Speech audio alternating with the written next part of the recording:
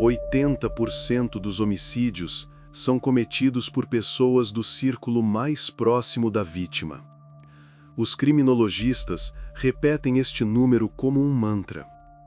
Mas quando se trata de famílias ricas, com reputação impecável, a investigação pode arrastar-se por anos, especialmente se o criminoso não se esconde em algum lugar nas sombras do mundo do crime, mas senta-se à mesma mesa com as vítimas nos jantares de família. Sorri, passa o sal, pergunta como estão as coisas. Verão de 2021, Gary Sfor, de 70 anos, e a sua esposa Wendy Wood, de 68, desfrutavam da vida na sua própria mansão na costa do Lago Tahoe, na Califórnia. Uma propriedade avaliada em 3,5 milhões de dólares. 45 anos de vida em comum nas costas. As duas filhas adultas, Adrian e Erin, há muito que haviam formado as suas próprias famílias, mas o laço entre gerações permanecia forte. Os pais adoravam ver os netos. Cada encontro era um acontecimento. A casa estava sempre cheia de vozes, risos de crianças, cheiro de assados frescos.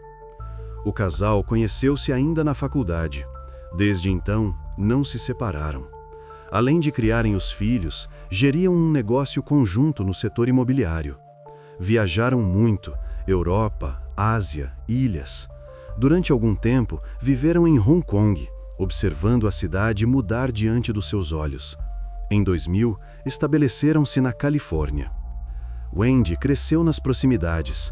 Sempre sonhara com uma casa na margem do Lago Tahoe. O sonho realizou-se. Viveram nesta mansão por cerca de 20 anos. Pela manhã, café na esplanada com vista para a água. À noite, passeios ao longo da margem. Pôr do sol sobre as montanhas. Tudo estava no seu devido lugar. 5 de junho de 2021. Um sábado normal. A filha mais nova, Erin, chega para visitar Wendy com os seus 2 filhos. Passam o dia inteiro juntos. A avó prepara os pratos preferidos dos netos. Os meninos correm pela casa, brincam junto ao lago. O avô mostra-lhes como lançar a linha de pesca corretamente. Perto das 8 da noite, mais precisamente às 19h35, a visita leva as crianças e parte. O carro afasta-se da casa. A poeira assenta na gravilha da entrada. Silêncio. Gary e Wendy ficam sozinhos. Sobem para o primeiro andar. Ligam a televisão, um ritual noturno habitual antes de dormir. Ambos estavam cansados do dia, mas era um cansaço agradável. O dia correra bem. Eles não desconfiavam que o seu idílio conjugal seria em breve destruído até os alicerces. Que em poucos minutos tudo mudaria. Que alguém já estava escondido lá embaixo há várias horas. Esperava. Escutava cada passo deles. Por volta das 8h30 da noite, o serviço de emergências 911 registra uma chamada. O operador atende o telefone. Houve sons estranhos. A pessoa que ligou não conseguia falar. No telefone, apenas estertores, borbulhantes, úmidos, intermitentes, semelhantes à agonia de alguém que tenta respirar através do sangue. O operador fica tenso. Ele ouvira muitas coisas ao longo dos anos de trabalho, mas estes sons eram especiais. Não deixavam margem para a interpretação. O despachante envia imediatamente uma equipe de médicos e uma patrulha policial para o endereço. A gravação da chamada dura apenas alguns segundos. Depois, silêncio. A linha não cai, apenas silêncio. Em algum lugar no telefone, ouve-se uma respiração suave. Depois, também ela desaparece. Os primeiros a chegar são os polícias. A casa está iluminada. A porta de entrada não está trancada. Entram cautelosamente, com as mãos nos coldres. O silêncio era opressor, antinatural. No primeiro andar encontram Gary. O homem jaz no sofá junto à lareira. A televisão ainda funciona. Algum programa, as vozes dos apresentadores soam alegres, inadequadas. Um ferimento de bala na cabeça, sangue na almofada, nas costas do sofá. Por todas as indicações, foi apanhado de surpresa. Nem sequer teve tempo de se virar. A julgar pela posição do corpo, foi baleado por trás, subitamente. As mãos estavam relaxadas. O comando da televisão jazia no chão, ao lado. Na casa de banho descobrem Wendy. Ela jaz no chão de azulejo. 2 ferimentos de bala na cabeça. O sangue escorria numa mancha escura. Mas, apesar de tudo, ela ainda estava viva. O peito sobe e desce fracamente. A respiração é rouca, intermitente. Foi ela quem ligou para o número de emergência.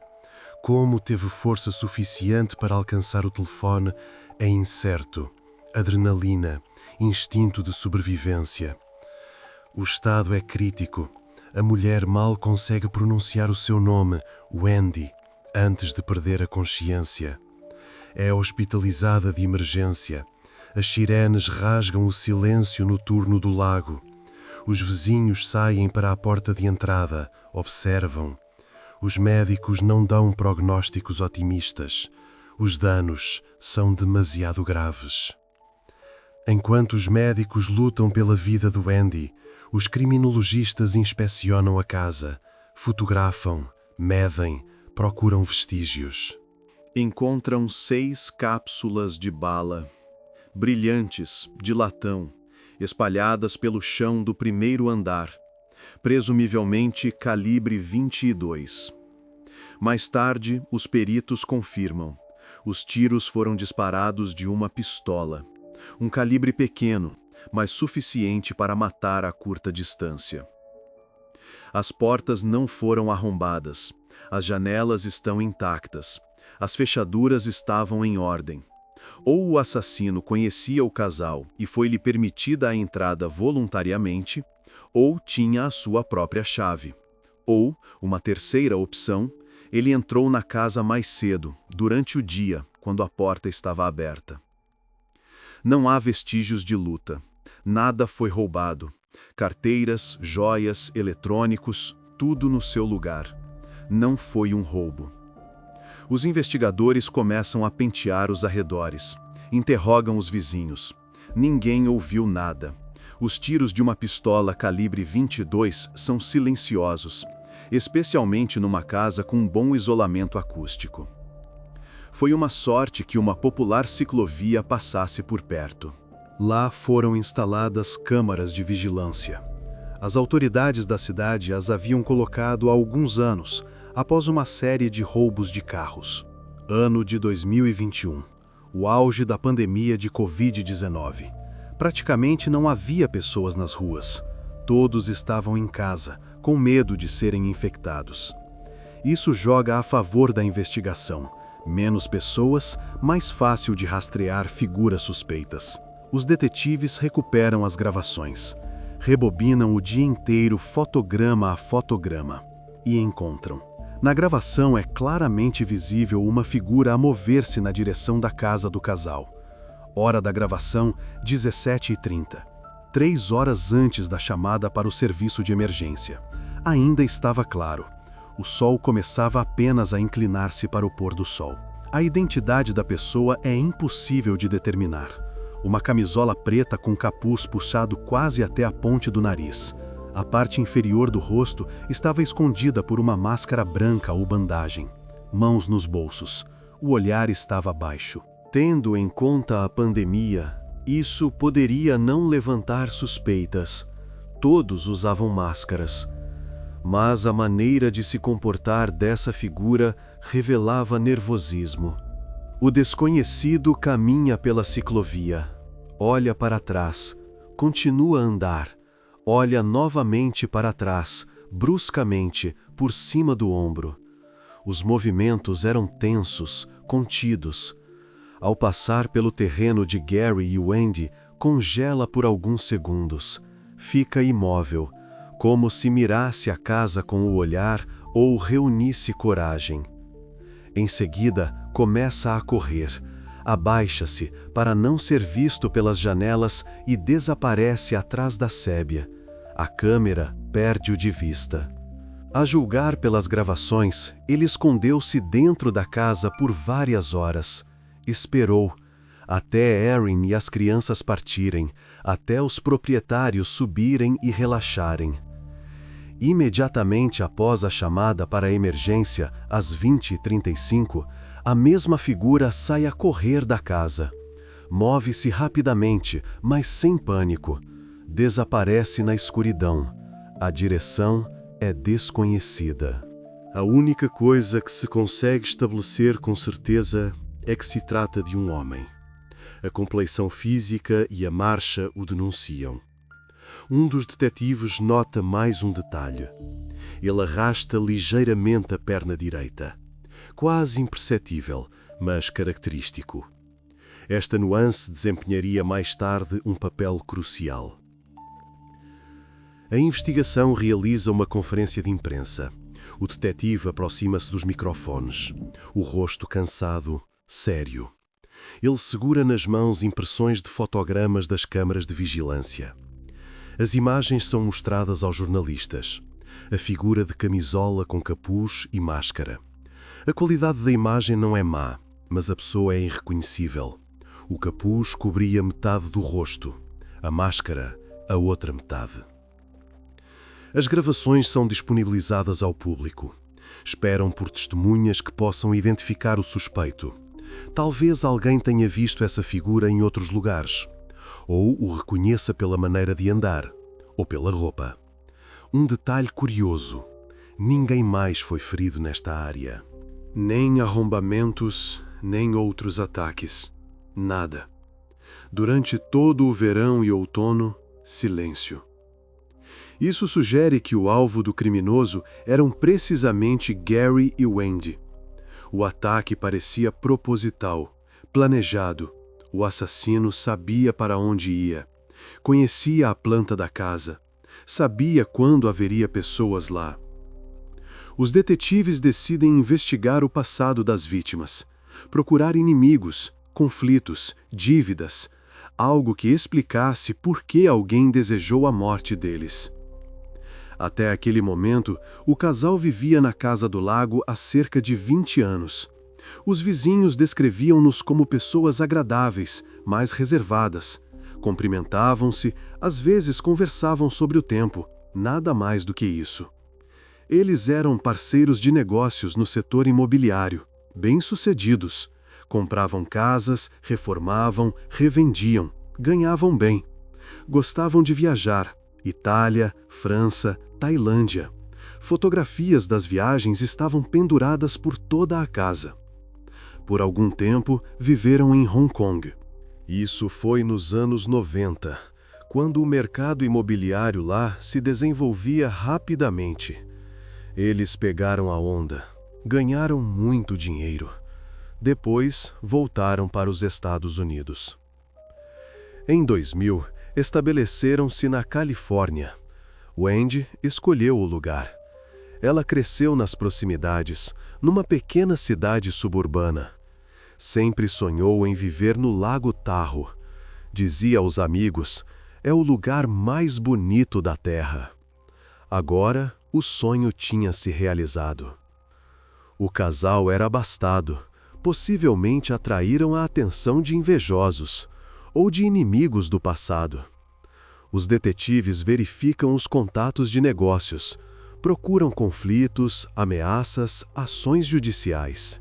Nada, nenhuma ameaça nas correspondências, nenhum assédio, nenhum e-mail ou mensagem conflitante. As filhas também não sabem de nada. Os pais nunca se queixaram de problemas. Amigos próximos confirmam. O casal era calmo, pacífico. Não eram briguentos, não gostavam de conflitos. No entanto, um detalhe é revelado. Gary nem sempre foi um velho gentil. Às vezes mostrava-se rude, especialmente quando se tratava de sua propriedade. Em 2018, ocorreu um incidente. Um pescador estabeleceu-se na margem perto de sua propriedade. Aparentemente uma área pública, sem proibições. Mas Gary saiu, começou a gritar. Exigiu que ele fosse embora. O homem recusou. Então Gary o empurrou. Uma briga começou. Um homem idoso, mas que lutava como um jovem. O pescador processou-o. Obteve uma ordem de restrição contra Gary. Este deveria manter-se a uma distância mínima de 100 metros dele. Este fato viria à tona no caso. A defesa tentaria usá-lo para mostrar a vítima não era assim tão inocente. Agora, a idílica está destruída. Wendy mal conseguiu sobreviver ao ataque. Ela está na unidade de terapia intensiva. O quarto sob guarda 24 horas. A mulher sofreu um extenso traumatismo crânioencefálico. 2 balas na cabeça. O fato de ela estar viva é um milagre médico. Os médicos abanam a cabeça, sem entender como isso é possível. Ela teve que reaprender tudo. Falar, segurar uma colher, andar. Cada ação simples transformou-se num desafio. Ela chora de impotência. Não consegue lembrar-se de como pronunciar as palavras. A língua não obedece. Os fisioterapeutas trabalham com ela todos os dias, lentamente, pacientemente. Durante todo esse tempo, a polícia a vigia. 2 fazem guarda no corredor em turnos. Temem que o criminoso possa voltar, eliminar a única testemunha, terminar o que não conseguiu da primeira vez. Os investigadores esperam ansiosamente quando Wendy puder falar, dizer quem era, descrevê-lo, dar alguma pista. No início, isso é impossível. Ela não consegue pronunciar nem palavras simples, apenas geme, tentando explicar algo. Lágrimas escorrem pelo rosto de frustração. Os detetives continuam a procurar pistas por conta própria, enquanto ela se recupera. O assassino praticamente não deixou rastros. Cartuchos, sim. Vídeo das câmeras, sim. Mais nada. Nenhuma impressão digital, nenhum cabelo, nenhum DNA na cena do crime. Trabalho profissional? Ou apenas sorte? Os detetives começam a analisar a vida do casal. Tentam encontrar um motivo nas relações de negócios. Talvez alguém se tenha ressentido com o negócio, perdeu dinheiro, decidiu vingar-se. A direção revela-se um beco sem saída. Todos os parceiros estão satisfeitos com a colaboração. Todos os negócios são limpos, nenhum esquema obscuro. Até novembro de 2021, a polícia revista as casas de todos os parentes. As filhas concordam voluntariamente. Ambas querem ajudar na investigação. Querem encontrar quem matou o pai e feriu gravemente a mãe. Não são encontradas pistas valiosas. A arma do crime não foi encontrada. Os detetives concentram-se na busca por uma pistola calibre 22. Verificam bases de dados, quem comprou tal arma no condado nos últimos anos. A lista é enorme, centenas de nomes. Verificam cada um, interrogam os proprietários, pedem para mostrar a arma, realizam perícias balísticas. Nada. Nenhuma das armas verificadas corresponde aos cartuchos da cena do crime. A investigação está parada. 8 meses. Nenhum progresso. Os detetives trabalham em outros casos, mas não encerram este caso. Ele paira, pressiona. Todos os dias alguém da equipa retorna à pasta, relê os depoimentos, revê os vídeos. Talvez algo tenha escapado. Durante este período, Wendy recupera-se. Lentamente, mas com certeza. No inverno, ela já consegue falar frases simples. Reconhece as filhas. Lembra-se do que aconteceu. Mas a ajuda dela, menos do que se esperava. Fevereiro de 2022.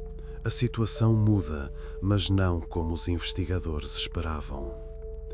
A filha mais velha, Adrian, organiza uma conferência de imprensa, não oficial da polícia, a sua própria, em sua casa. Ela não vai ficar de braços cruzados à espera que os detetives encontrem algo. Adrian aparece perante os jornalistas, rosto exausto, olheiras. Ela mal dorme há meses.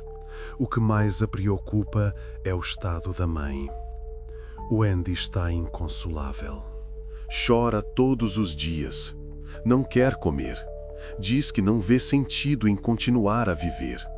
Adrian teme que a mãe possa fazer algo si mesma. A filha está certa. A resolução do caso ajudará a mãe a lidar com isso.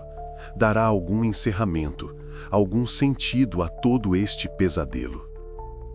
Na conferência de imprensa, Adrian repete os fatos principais, conta o que já é conhecido, mas no final faz uma declaração que atrai a atenção.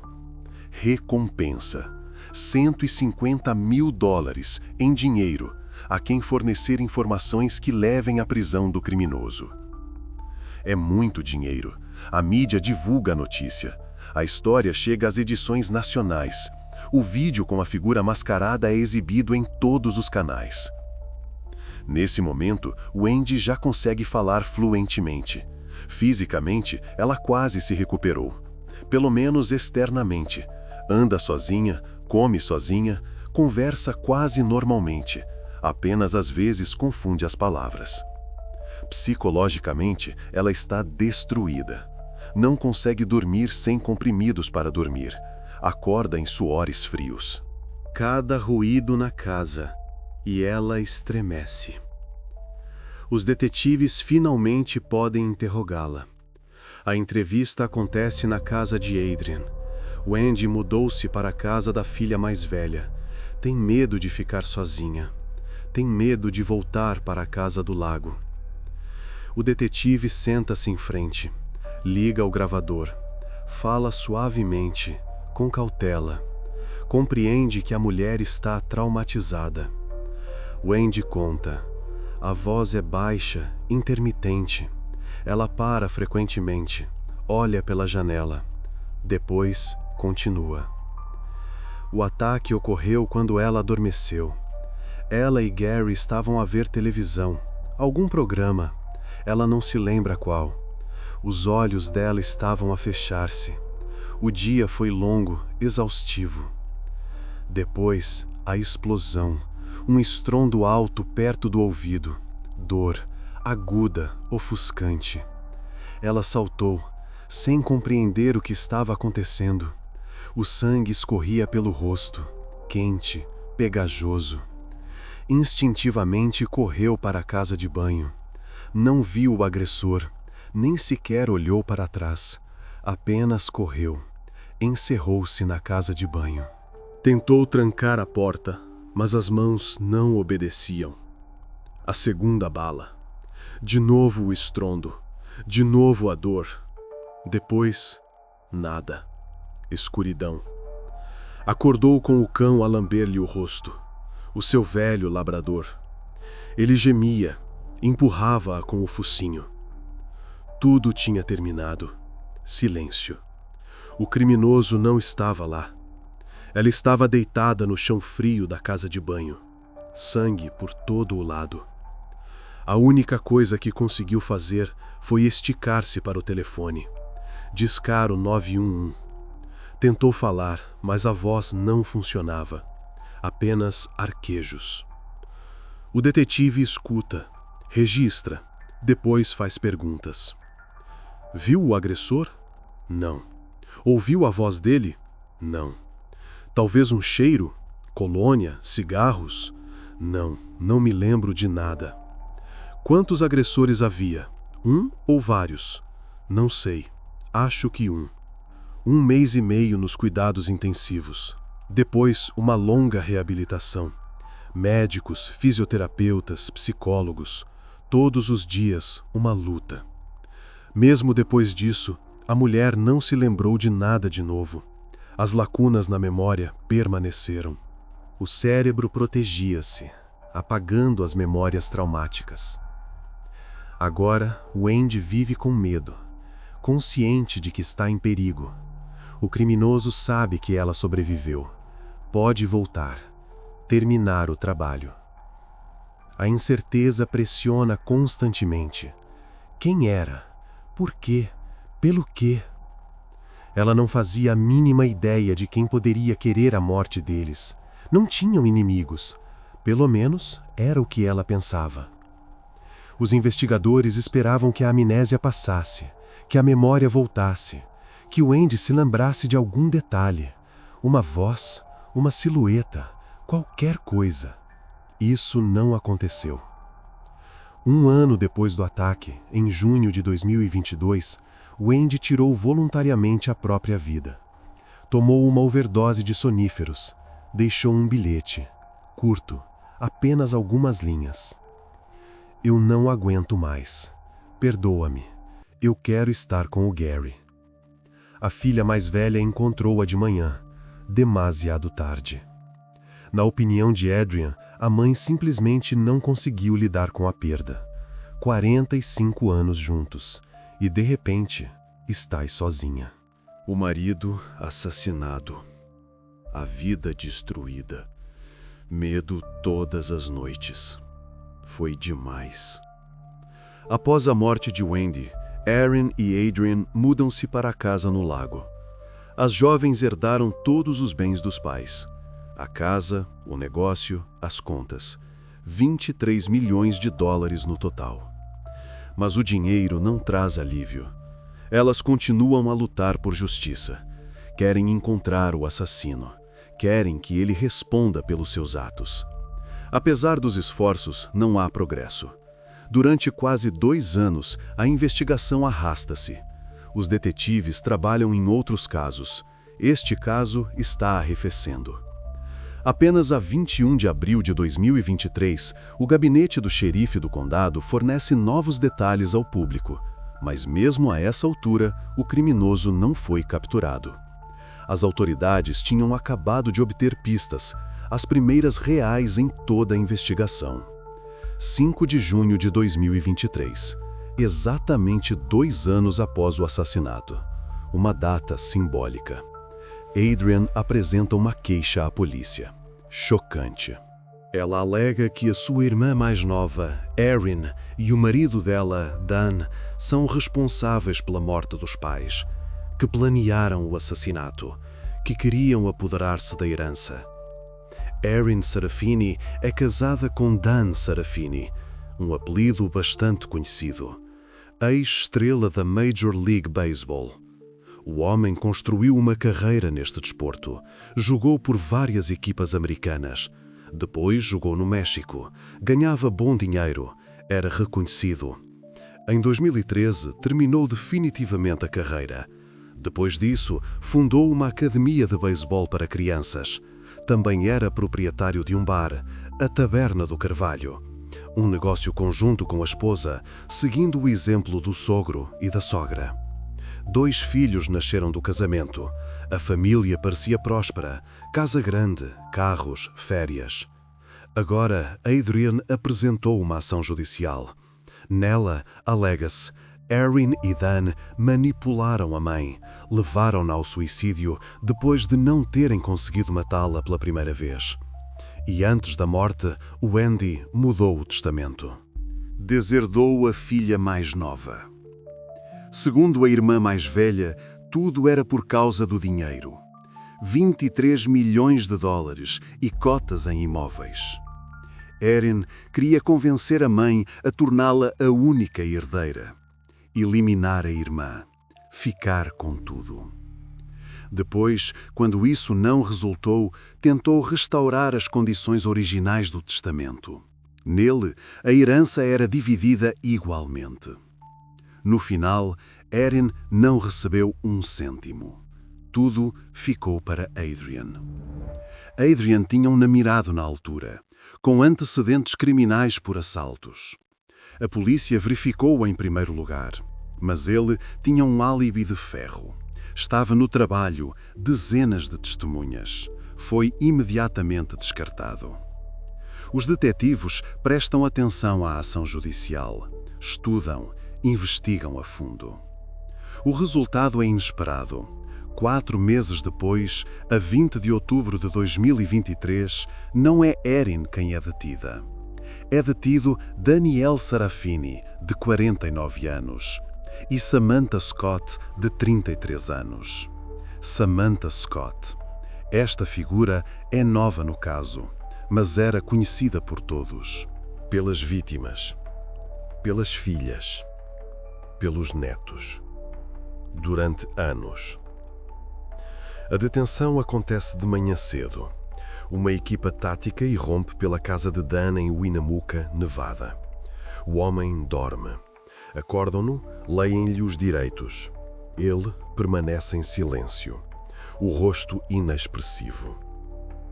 Samantha é detida mais tarde. É localizada em Las Vegas. Trabalha num dos hotéis. Quando os agentes se aproximam, ela empalidece, mas não resiste. As acusações são sérias: homicídio, tentativa de homicídio, roubo qualificado de primeiro grau. Daniel também é acusado de maus-tratos a crianças. Ele estava emboscado na casa dos familiares juntamente com os seus próprios filhos. As crianças estavam lá, no carro, à espera do pai, sem saber o que ele estava a fazer lá dentro. Quando os tiros soaram, eles possivelmente ouviram-nos. Isso expôs-nos a perigo psicológico. Adrian está chocada. Ela conhecia Dan há anos. Os pais tratavam-no como um filho, ajudavam financeiramente, apoiavam-no, davam conselhos. E ele? Erin encara as notícias de forma diferente, ceticamente. Ela não acredita. Continua a insistir que o marido é inocente. É tudo um erro, ou uma armadilha, ou qualquer coisa, menos a verdade. Erin acredita que a polícia encontrou um bode expiatório, que a pressão pública os obrigou a prender alguém, qualquer um, e escolheram o Dan. As irmãs concordam apenas num ponto. Ambas estão chocadas com a detenção de Samantha Scott. A ama, amiga da família. Ninguém esperava isso. Dan Serafini era conhecido. Não uma superestrela, mas conhecido. Um lançador canhoto com boa velocidade de arremesso. Jogou por várias equipas. Os Montreal Expos, depois os Seattle Mariners, depois no México. A carreira estava a desenvolver-se bem, até 2008. Foi então que aconteceu um escândalo. Esteroides. Dan foi apanhado num teste antidoping. Uma tempestade eclodiu. A equipa rescindiu o contrato imediatamente. Outras equipas da liga principal recusaram-no. A reputação desmoronou em poucas semanas. Ao longo da carreira, ele ganhou cerca de 14 milhões de dólares. Um bom dinheiro, mas perdeu a maior parte no divórcio com a primeira esposa. Ela pediu o divórcio imediatamente após o escândalo. Não quis estar ligada a um fraudulento. O tribunal deu-lhe razão. Dan entregou metade da fortuna, mais pensão de alimentos para os 2 filhos do primeiro casamento. Em 2012, casou-se pela segunda vez, com Erin, jovem, bonita. Ela trabalhava como treinadora de equitação. Ganhava pouco, mas adorava o seu trabalho. O casal estabeleceu-se em Reno, Nevada. Compraram uma casa enorme, 5 quartos, piscina, garagem para 3 carros. Valor, mais de $1 milhão. Depois, Dan começou a investir. Abriu uma academia de beisebol, investiu dinheiro em várias startups.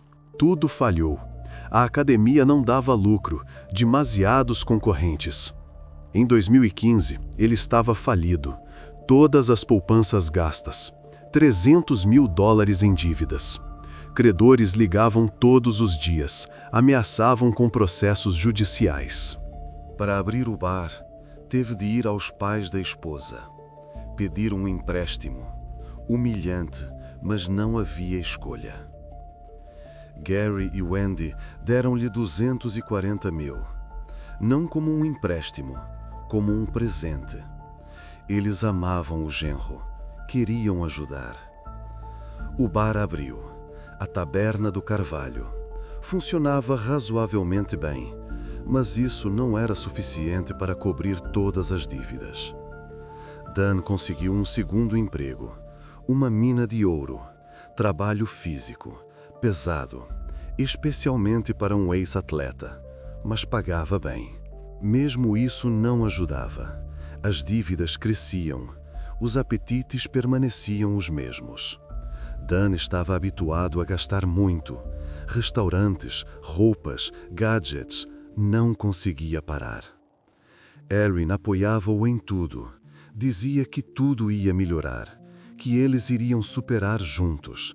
Mas, por dentro, ela provavelmente percebia. Não iriam. Nesse período, Dan mudou. Tornou-se irritadiço, agressivo. Os funcionários do bar contavam que o chefe começou a descontar neles, gritava, às vezes empurrava. Antes, isso não acontecia. Erin via como ele era e como se tornou, mas continuava a amar, ou fingia. A família continuava a levar o seu estilo de vida habitual. Férias, compras, entretenimento, como se houvesse muito dinheiro, embora não houvesse. Adrian observava isso de lado. Ficava perplexa. Como se pode viver assim, com dívidas até ao pescoço, mas com um sorriso no rosto? Ela desconfiou que a irmã estava envolvida em algo ruim. Erin defendia o marido de forma demasiado insistente. Samantha Scott apareceu na vida da família Sarafini há alguns anos. Jovem, atraente, cabelos loiros, olhos azuis, sorridente. Ela procurou Erin para aulas de equitação. Queria aprender. Erin aceitou. Deu algumas aulas. Tornaram-se amigas. Descobriu-se que Samantha, por vezes, fazia trabalhos como babá. Cuidava dos filhos de conhecidos. Erin ofereceu-lhe um emprego. Eles tinham 2 filhos pequenos. Precisavam de ajuda.